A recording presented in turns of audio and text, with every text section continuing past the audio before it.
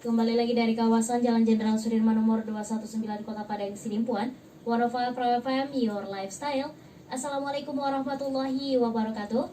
Rekan Rau, jumpa lagi di malam hari ini bareng Una tentu saja di tanggal 16 April 2021 ini. Gimana? Sholat tarawihnya sudah selesai? Mudah-mudahan sudah selesai dan bisa kembali bergabung bareng kita di 105 Pro FM ya.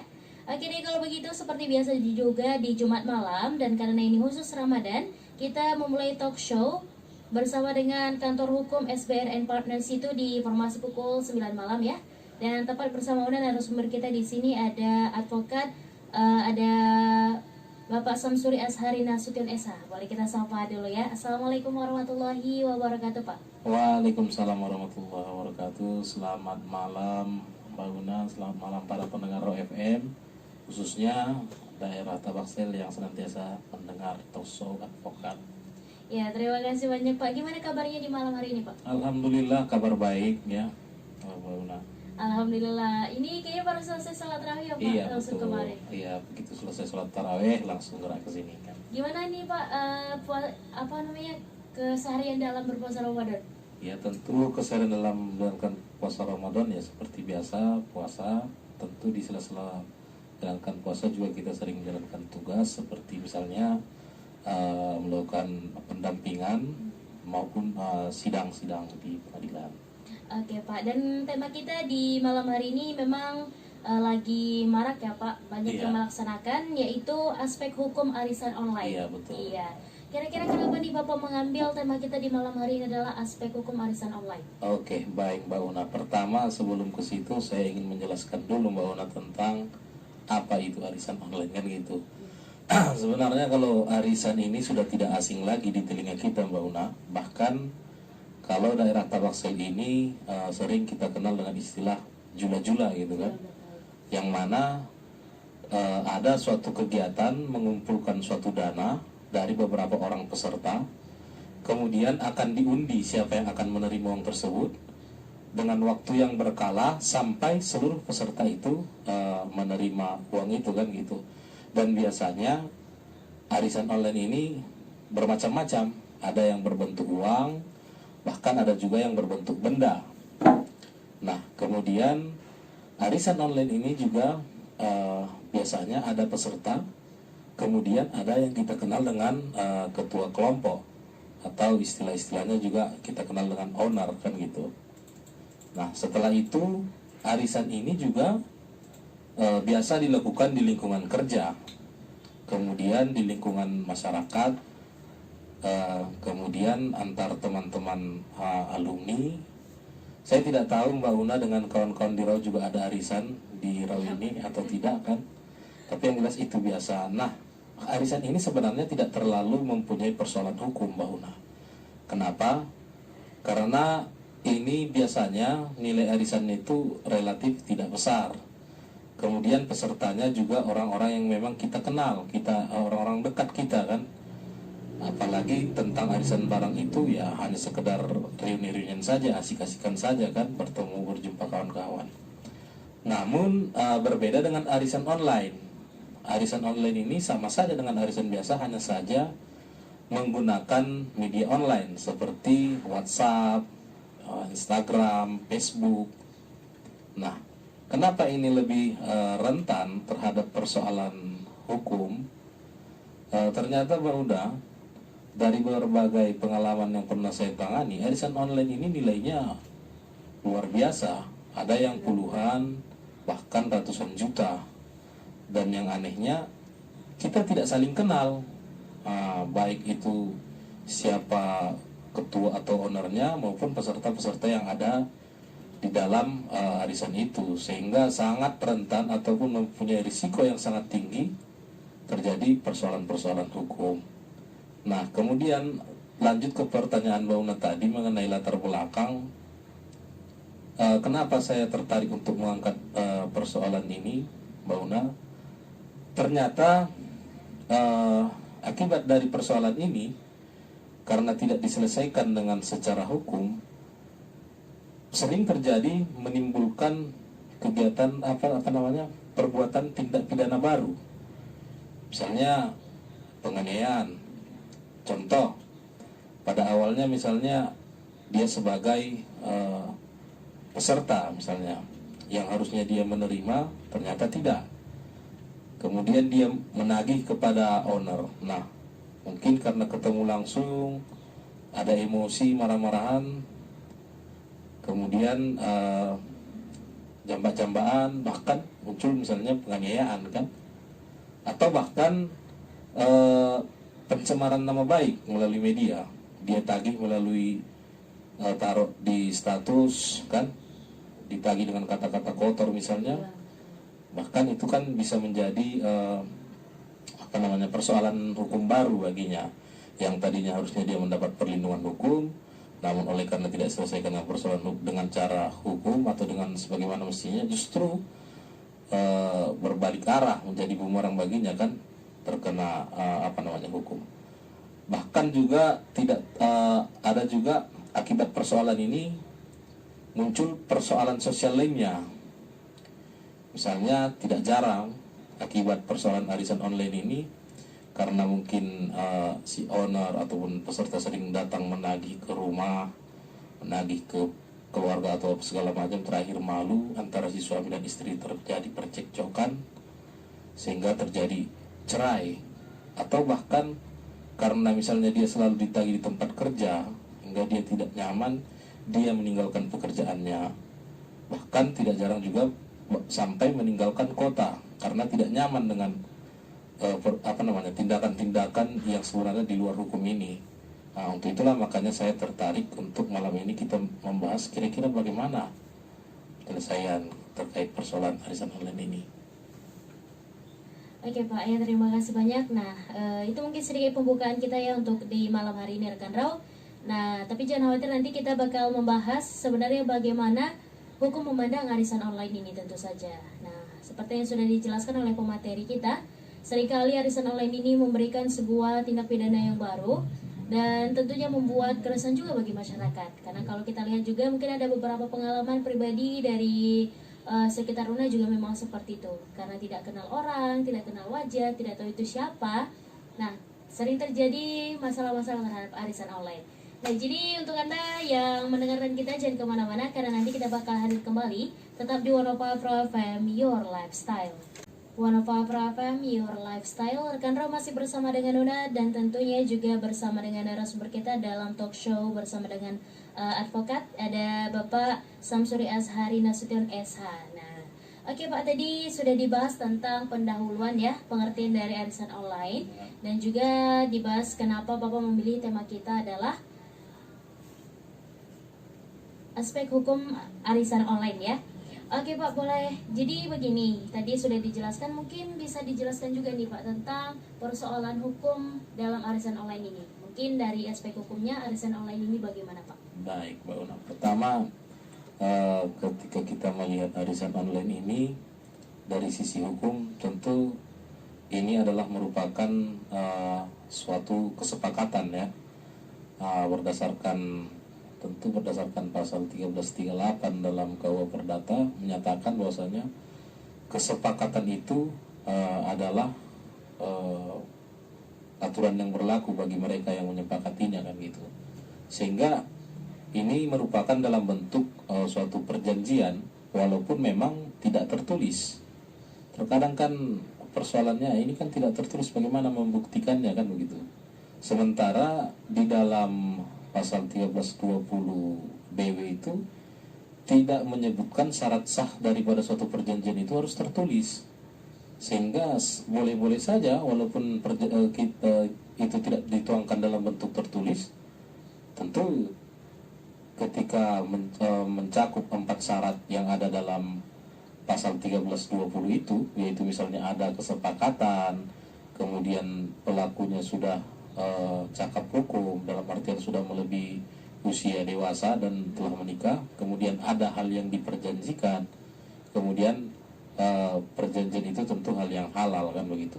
Ketika sudah memenuhi unsur ini, maka sudah jelas itu merupakan suatu perjanjian. Nah, ketika ada persoalan di dalam suatu perjanjian, tentu itu merupakan ranah daripada istilahnya wan prestasi, ranah perdata. Nah, persoalannya Mbak Una, Kan kalau di dalam perdata itu, hal yang paling utama yang perlu kita perhatikan sebelum mendaftarkan gugatan ke pengadilan, tentu di mana tergugat atau orang yang akan kita gugat bertempat tinggal, maka disitulah pengadilan yang kita daftarkan. Sementara arisan online ini kadang si owner ini kita tidak tahu alamatnya.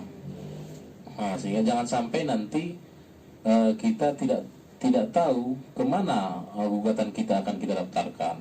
Jadi untuk itu bagi masyarakat yang mungkin saat ini sedang mengikuti arisan online, Anda minta kepada owner Anda, minta fotokopi KTP, sehingga nanti ketika timbul persoalan, Anda tidak terhambat mengajukan gugatan. Itu yang pertama, terkait dengan alamat para pihak harus jelas. Kemudian yang kedua, terkait dengan alat bukti. Jadi memang di dalam arisan online ini agak sulit di dalam pembuktian. Kenapa? Karena tidak jelas-jelas tertuang di dalam suatu perjanjian. Namun kan alat bukti di dalam pasal 164 HIR atau pasal 284 RBG tidak hanya sebatas tertulis kan, masih ada keterangan saksi, keterangan ahli, pengakuan dan lain sebagainya. Nah, inilah yang kita jadikan alat bukti. Namun lagi-lagi Mbak Una, dalam kasus sering terjadi persoalan begini. Misalnya dalam satu kloter ini, katakanlah misalnya si owner ini atau si ketua ini tidak mampu membayar kepada salah satu peserta.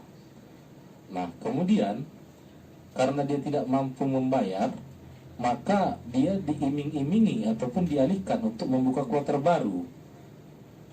Sehingga nanti potong-potongan, begitulah istilahnya, kamu ambil grup ini aja, jadi bayaranmu sekian lagi, begitu, dipotong dari sini aja, begitu. Nah, menurut saya hal yang demikian itu bukan malah menyelesaikan, malah akan mempersulit di dalam hal pembuktian ketika ketika di dalam mengajukan di dalam proses hukum. Sehingga saran saya kepada mungkin peserta, jangan mau ketika misalnya ini belum selesai, ya diselesaikan dulu agar tidak sulit di dalam hal pembuktiannya nanti. Kan kalau misalnya kita menerangkannya saja tidak jelas bagaimana bentuk aliran uang ini, bagaimana setoran kita, berapa yang harus kita terima, sudah berapa kali yang sudah kita setorkan, ketika itu nanti kabur ataupun sudah dialih-alihkan dengan grup-grup ataupun kloter-kloter lain, tentu ini kan akan membingungkan, sehingga nanti tidak jelas, maka akan dikhawatirkan nanti hakim tidak menerima akan karena kabur gitu kan. Nah, itu memang terkait hal perdata. Namun perlu juga kita ingat bahwasanya di dalam warisan online ini setidaknya juga dapat kita tarik dari sisi pidana. Nah, misalnya pasal 372 penggelapan. Nah, di dalam hal pidana tentu yang penting adalah di mana lokus ataupun tempat peristiwa pidana itu terjadi, maka disitulah kita itu diadili. Misalnya kita melaporkan. Tapi kan terkadang susah juga ini masalah arisan online ini. Kenapa? Karena pembayarannya kan dalam transfer. Kadang kita transfer dari Sidimpuan, kemudian kebetulan kita berada di Medan, kita transfer. Kemudian mungkin transferan yang ketiga kita masih berada misalnya di Sipiro. Nah, ini juga susah. Jangan sampai terjadi nanti lokusnya ini, lokus tentang di mana perbuatan tindak pidana itu terjadi, malah kabur. Makanya usahakan ketika misalnya arisan online itu ya pembayarannya pada satu tempat saja, misalnya melalui bank yang berada di Sidimpuan, ya bank di Sidimpuan kan. Nah, itu dia.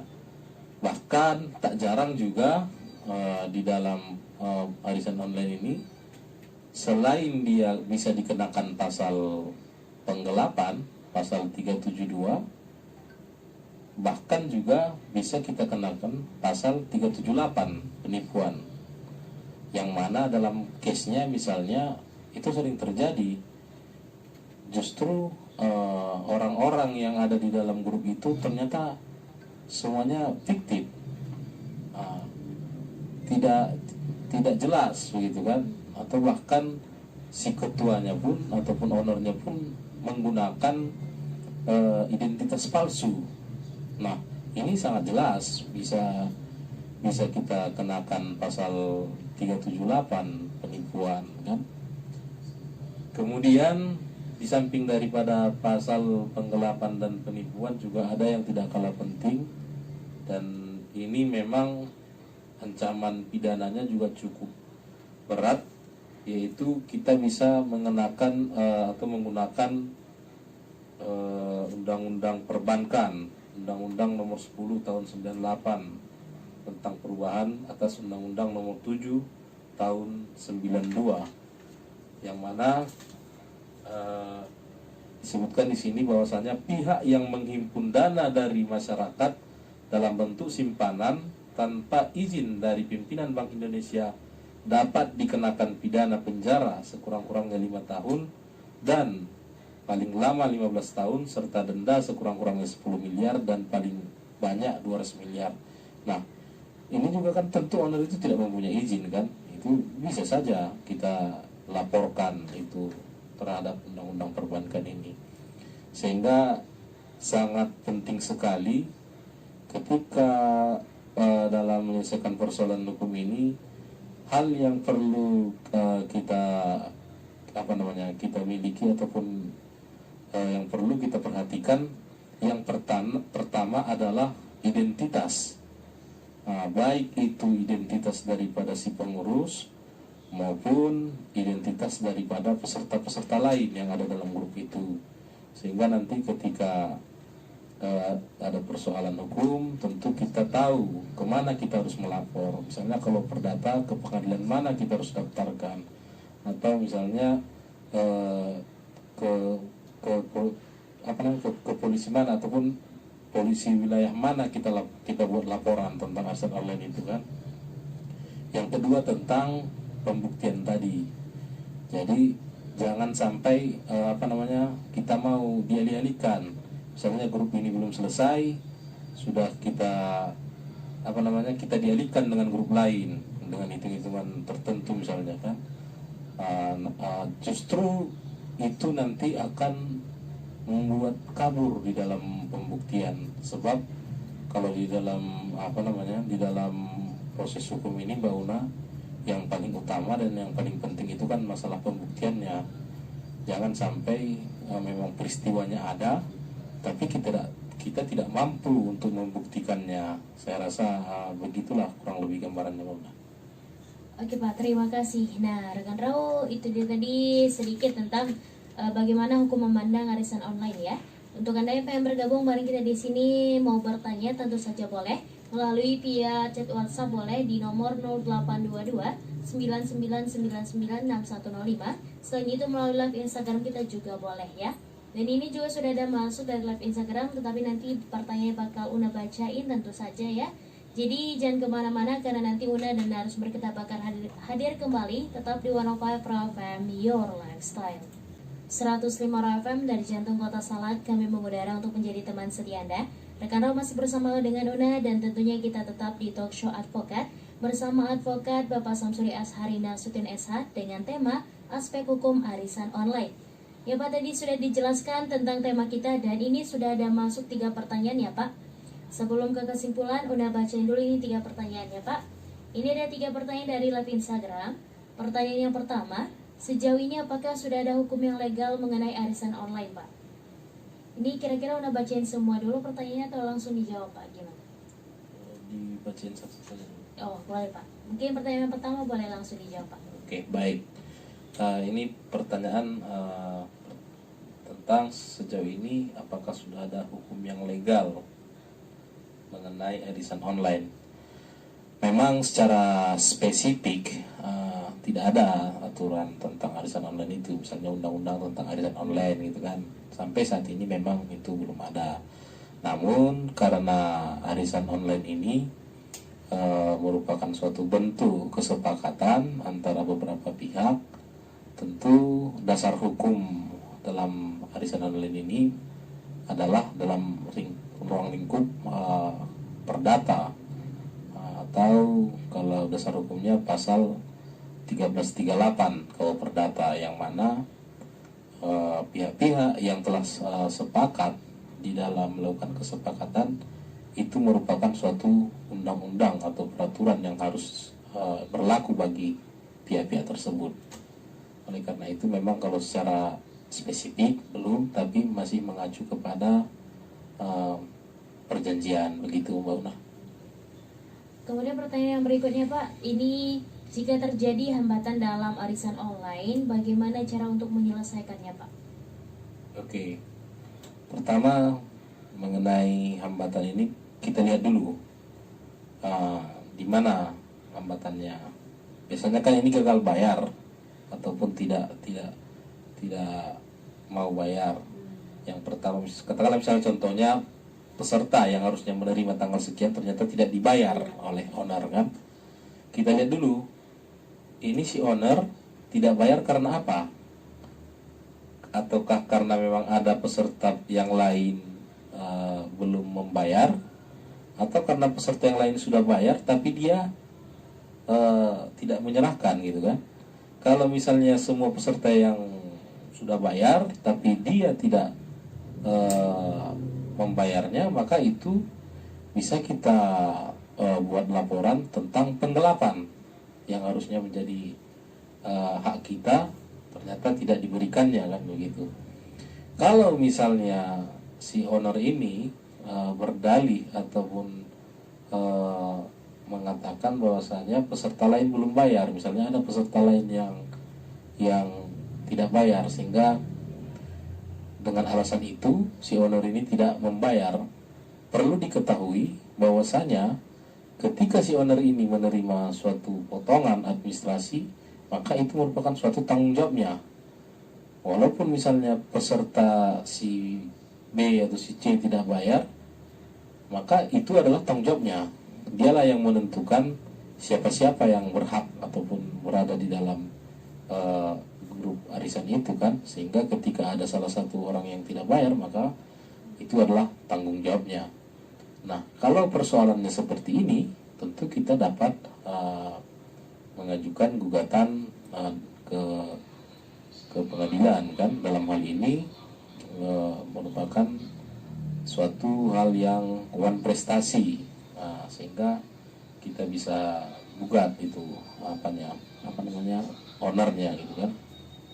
Nah, kemudian apabila misalnya dalam peristiwanya ada hal-hal yang dipalsukan, identitas palsu, sebenarnya sering juga terjadi itu Mbak Una.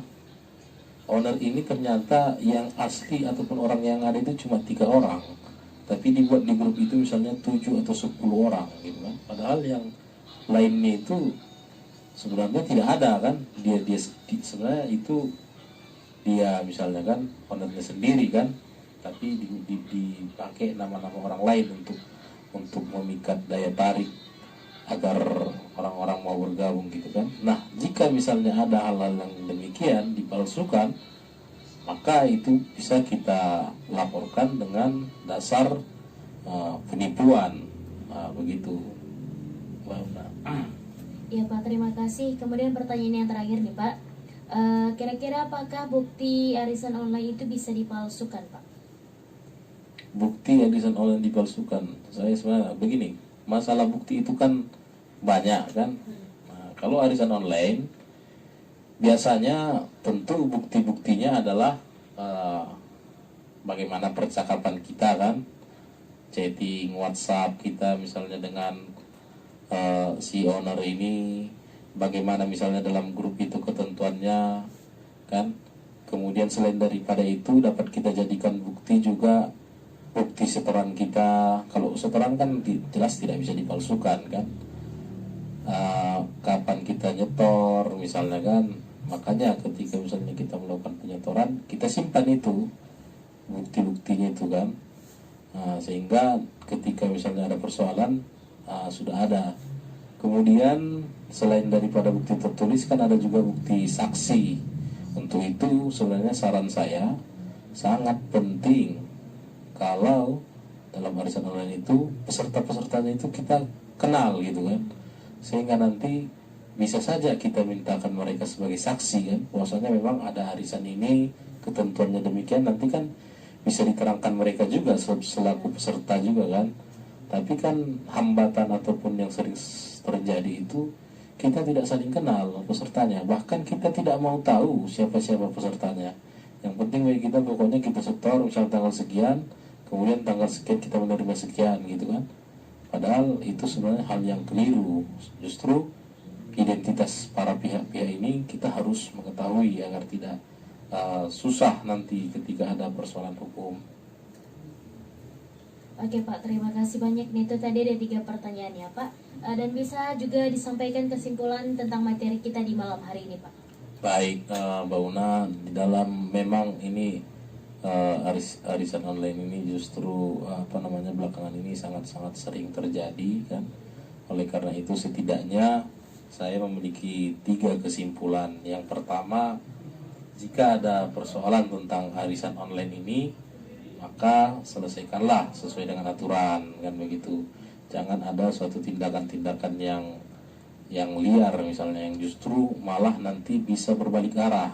Yang tadinya kita dapat perlindungan hukum, oleh karena misalnya kita tidak selesaikan dengan cara-cara yang benar, kita terpancing emosi, justru kita terkena misalnya terkena persoalan hukum, misalnya tindakan kita liar gitu kan, muncul misalnya ke penganiayaan, penghinaan begitu kan.